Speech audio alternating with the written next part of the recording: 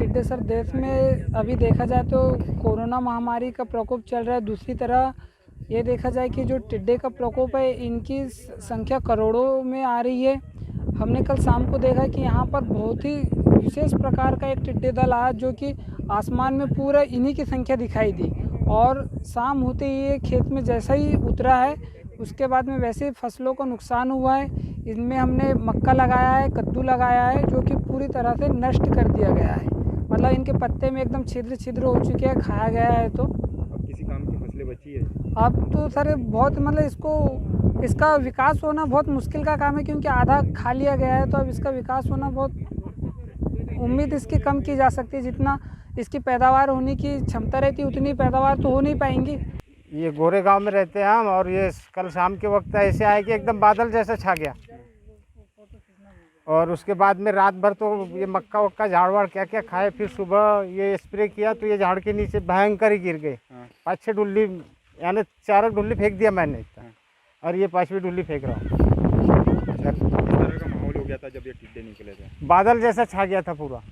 गांव में जागरूक ये कर रहे हैं कि सबसे पहले तो इसको वो समझे, इसके गंभीरता को समझे कि अगर ये इसके ऊपर गांव के लोग अगर ध्यान नहीं देते हैं तो ये एक अपूरणीय क्षति छोड़ के जाएगा, आपके तमाम वनस्पति को नष्ट करके जाएगा। कितना % नुकसान हो चुका है यहाँ पे? अभी तो जो मैं देख रहा हूँ इसमें बहुत आंशिक नुकसान है, 5% 10%, इससे ज़्यादा नुकसान अभी मैं नहीं देख रहा हूँ। तो कितनी की तादाद में यहाँ से निकल रहे टिड्डे? ये तो करोड़ों की संख्या में, ये करीब 2.5 किलोमीटर के वर्ग किलोमीटर में है ये दल, जो मुझे अपने कृषि विभाग के अधिकारियों ने बताया है कि 2.5 से 3 किलोमीटर के एरिया में ये है, और ये इससे 4 गुना 5 गुना बड़ा भी हो सकता है।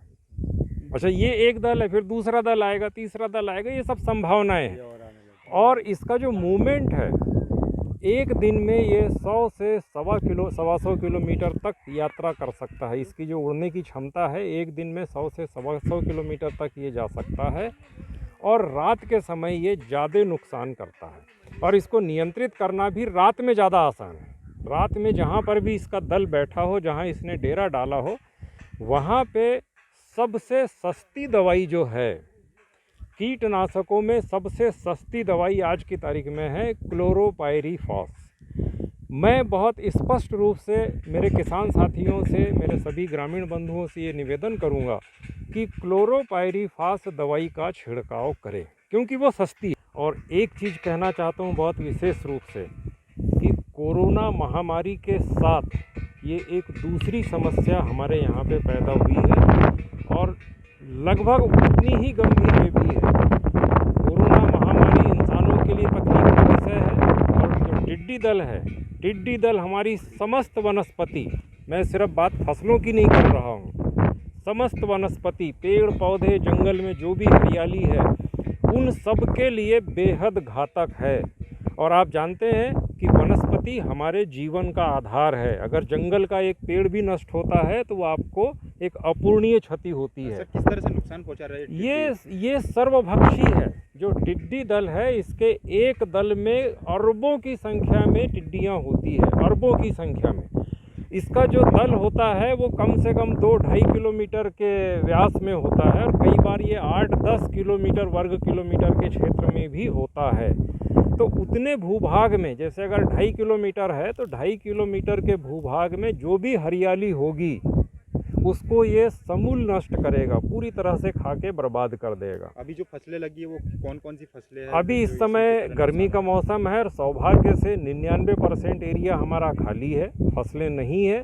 कहीं कहीं छुटपुट मूंग है, या गर्मी की आपकी मूंगफली है, या कहीं छुटपुट मक्का लगी है। तो अभी जो नुकसान फसलों को है वो तो बहुत ज़्यादा नहीं है, क्योंकि एरिया नहीं है ज़्यादा। पर आने वाले समय में अभी जिस तरह की जानकारियां आ रही है कि इसके जो दल हैं वो लगातार आ रहे हैं। इसका आगमन एक्चुअल में ये हिंदुस्तान का, मूल रूप से हिंदुस्तान का कीट नहीं है।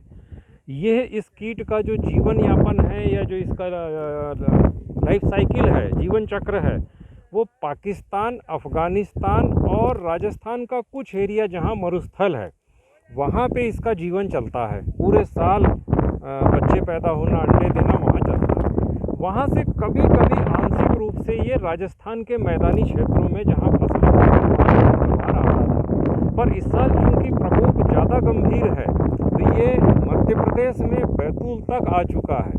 और चिंता का विषय ये है कि नए नए दलों का आगमन अभी रुका नहीं है।